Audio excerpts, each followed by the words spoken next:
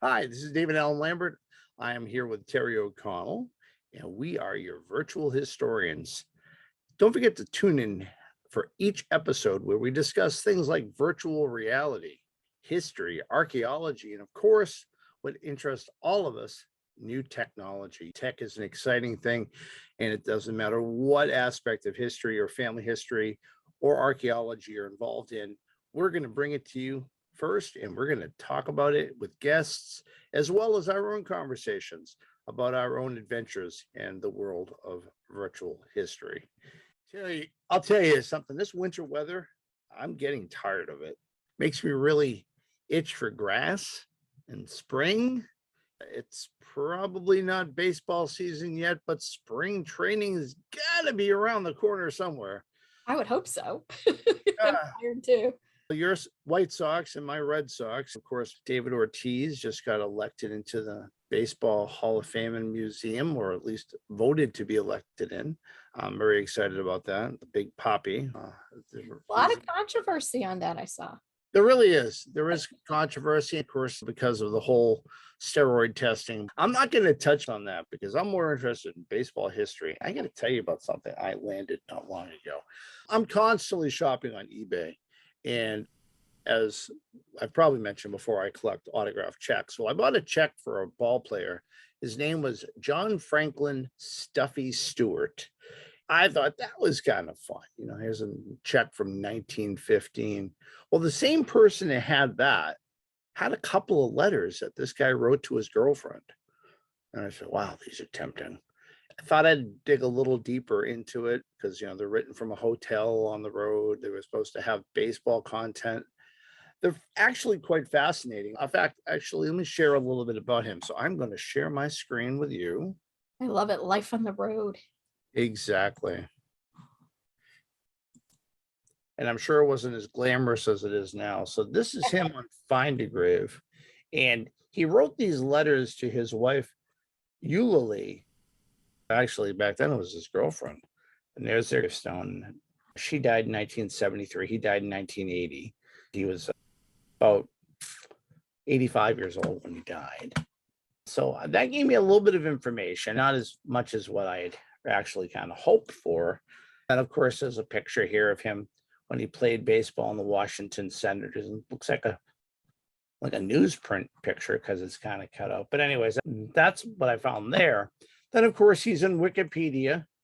And on Wikipedia, I found this great picture of him in the Senators. He's all excited in his pinstripes. He was playing for Washington Senators. I said, I need to get a rundown of what teams he was playing for, because obviously these aren't major league teams in these letters. So I wanted to get his career. There's a great website called retrosheet.org. I looked him up on that. And sure enough, J.F. Stewart, John Franklin Stewart, born in Jasper, Florida in 1894, and died in Florida in 1980. Some of the guys are from up north, and then they retired down south. This guy never left. He started off in 1916 on which would have been the old St. Louis Cardinals. He was a second baseman, and he stayed with the Cardinals for about 2 years until about World War I. I can't quite tell if he served in the war, that's why he ended, or he went down to the minors. Then he went to the Pittsburgh Pirates, the Brooklyn Dodgers, and then the Washington Senators in 1925, off and on until 1929. So his career in the major leagues was more than a cup of coffee, as we like to say. And this is his career after these letters. So he obviously got to start someplace.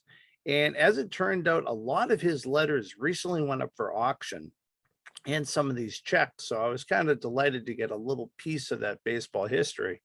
And the letters themselves are quite interesting. So While you look for those, I want to tell you that I think it's very cool that this not only shows us his history in baseball, but it also gives us a little history of the teams, because you said the Brooklyn Dodgers. Mhm. And that Well, the thing that I find is cool. So if you went to like the Brooklyn Dodgers here in 1923, back then, that Dodgers had a different name briefly. They were known as the Brooklyn Robins. oh, interesting. And this gives you the complete roster of everybody who played on the team itself. Let me just see if there are any Hall of Famers here that I recognize.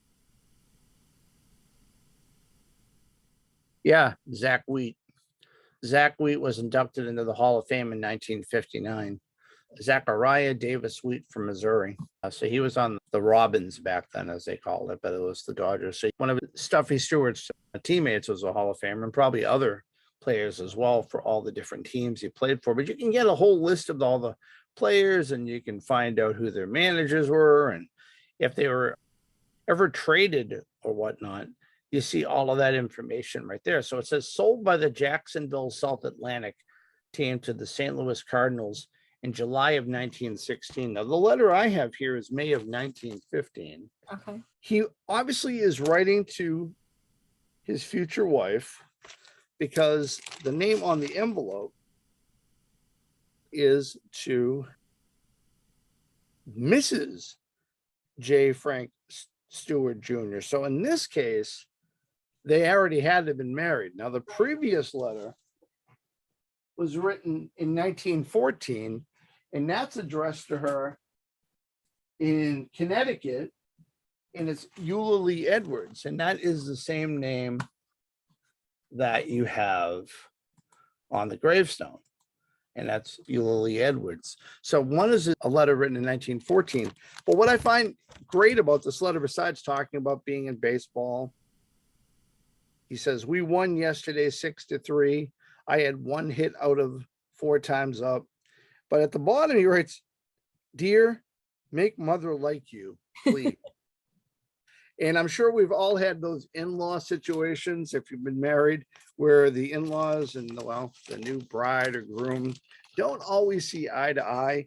And here's a letter written from a former Major League ball player, practically 107 years ago, asking his new wife to please be nice to his mother or to get along. That's awesome. Yeah, so as a human element that isn't just baseball statistics. And I think that's true with genealogy. So much of what we have are names and dates. I mean, there's another website. So I went a little further back, and baseballreference.com has minor league stats as well as major league. And he keeps on talking about in these letters about playing for a team in Valdosta. It's in Georgia.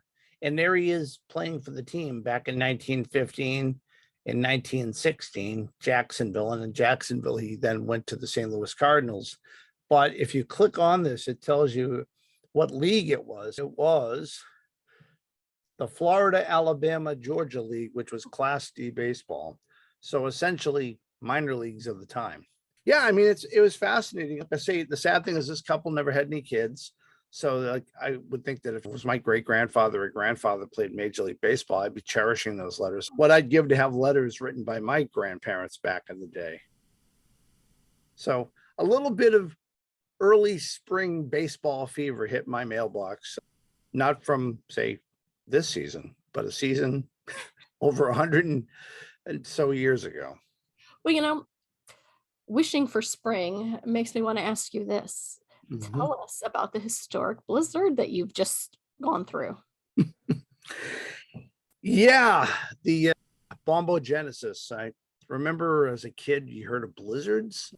The big one for us was the blizzard of 78, where it snowed and it just didn't leave for days, it seemed. People got trapped on the highway. Yeah, that was a big one. I remember that. I was 8 or 9 years old. This one was different. We knew it was coming. It hit on the weekend, so not a lot of people traveling. So a lot of people that were smart stayed home. It started in the morning and ended at 9 o'clock. My power it flickered a bit, kept on, thank God. That's good. I didn't have to worry about hooking up the generator. But when we went out in the morning, we found out that my hometown of Stoughton, Massachusetts, had the most snow in the state, let alone the most snow in New England for the blizzard of 2022. We got was a total of 30.9 inches of snow. Some of the drifts are up to 5 feet. That's pretty crazy. Well, I'll tell you this. It's funny growing up in the big city here in Chicago. Like you said, I remember the blizzard of, what was it, 78? I was 7. I remember, this is hysterical and you'll get a kick out of it. I remember the cars were all covered. You just couldn't get to your vehicles. Hmm. We had family friends that lived maybe a mile from us. I remember putting full snowsuits on and walking there with the family. I remember complaining that it was just, the walk was long, and my dad literally took us, and we were like in one-piece snowsuits, and laid us down and pulled us by the hoods of the snowsuit so that we didn't have to walk. Oh gosh. Well, I can remember back in the day, we'd go out and play in the snow, and I had snow boots. But my mother, yeah, and I think I've put this on Twitter before. My mother, so our feet would stay dry, besides the Yes, boots, would take bread bags. my grandma did the same. Yeah, you put your feet in bread bags. Yep. So I remember that. I remember making snow tunnels. I remember the roads were shut down. This is the blizzard of 78. I remember my mother, my sister, and I and our German shepherds, not on leashes, just wandering next to us, walked probably the 2 miles into town so we could get the prerequisite milk and bread. Right, exactly. Because nobody had enough milk and bread, because you just never know. That milk and bread sandwich is what is going to sustain you through the storm. I don't know what we got, but I'm sure we didn't have power. But the nice thing about at least the winter storms, if you don't have power, your refrigerator, well, guess what? You take that summer cooler and put it in the snow outside. Hey, it stays cold. We do that in the winter, like if we buy a big jug of like cider or something, we just leave it outside. I have problems That's with pretty anything normal. that might freeze. Tell me this, what did you guys do to sustain yourselves while the blizzard was happening? What'd you do at home? Because, this is historical, and Yeah, years that's from true. now, your descendants are going to want to know, what did you do? What did we do? They're gonna go onto YouTube and they're gonna find this video and say, "I'll tell you, you better be a good kid and listen to this video and pay attention in school." No, my message to the future. We made a soup, like a lentil soup. I, with my daughter Hannah, baked a lot of cookies. We watched, at least I binge watched the TV show Boba Fett, which I never would have guessed in a million years. At 40 years later, a person who got about 6 minutes of airtime in the Star Wars series would have own series on Disney Plus, let alone to think that you could watch Disney movies anytime you want on an app on your phone. On your phone. Thank you, Disney. I love technology. Yes.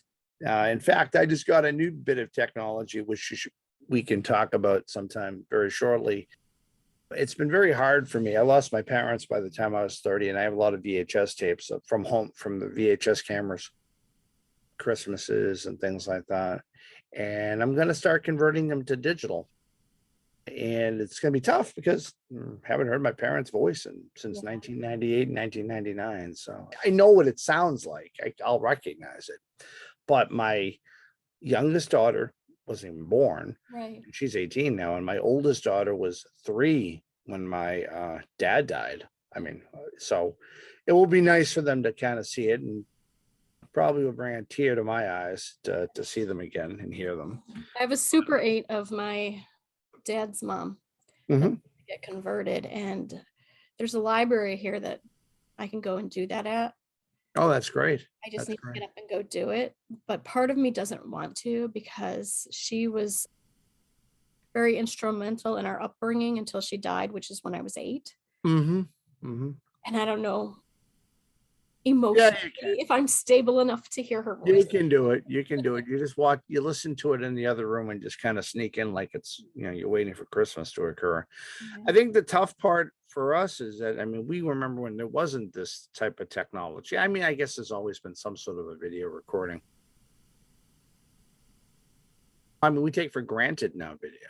I mean, what we're doing now. I mean, if we never be able to do that 30 years ago would be amazing. You had to go to like the TV show to be on camera, Right, right.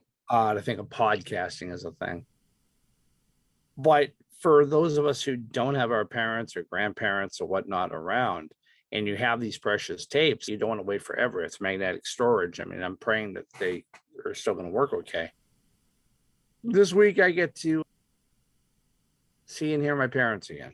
That'll be awesome. I will tell you this. I back in 2005, my eldest taped my grandmother Hmm. maternal grandmother and her sisters telling stories of their youth in West Virginia. They thought she was just playing with the video recorder Hmm. while she recorded them telling their stories. And she asks me all the time, Mom, have you converted that yet? Because she wants to see them. Send it on down. I'll take care of it for you. So, yeah. Yeah, that would be great. No, I did the same. I actually asked my grandfather's sister, who was actually an older sister, who came over across the Atlantic in 1910 with her mother and brother to talk about the voyage and talk about growing up. She married, her husband was a World War I veteran. She went out to Calgary in 1919, Calgary, Alberta, when the roads are still dirt. She lost her mother to the influenza epidemic of 1920. I mean, there's a lot of history that she shared, and it's on a VHS tape. I was like, I probably haven't listened to it in a while, but her daughter just recently this past week turned 90. So I'd like to get it digitized, put it up on YouTube so her grandson can actually play it for her own daughter and that other people can see it because she has a lot of descendants now. The same thing is true with some of the tapes I did of my mother's cousins that would be like 110 or 120 years old.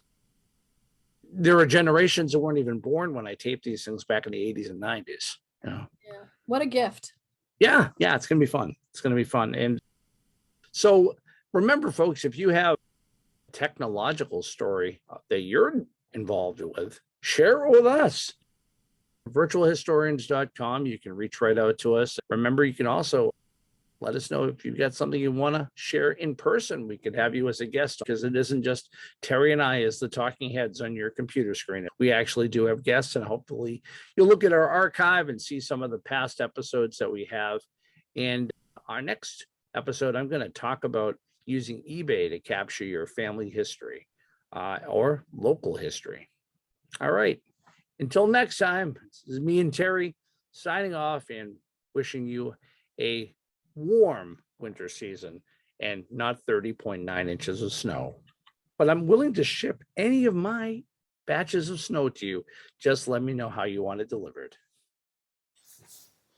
For those of you watching on YouTube, remember you can also find us on the audio podcast of your choice. Currently, we can be found on Anchor, Breaker, Castbox, Google Podcasts, Apple Podcasts, Pocket Casts, Radio Public, Spotify, iHeartRadio, and Stitcher. And for those of you listening on audio, remember you can always find the full video recording on our YouTube channel. And if you like this episode, please feel free to leave a comment on the website or on YouTube. As always, you can find us at virtualhistorians.com. You can email us at info@virtualhistorians.com. And we ask that you please like us on Facebook and follow us on Instagram and Twitter. Thank you.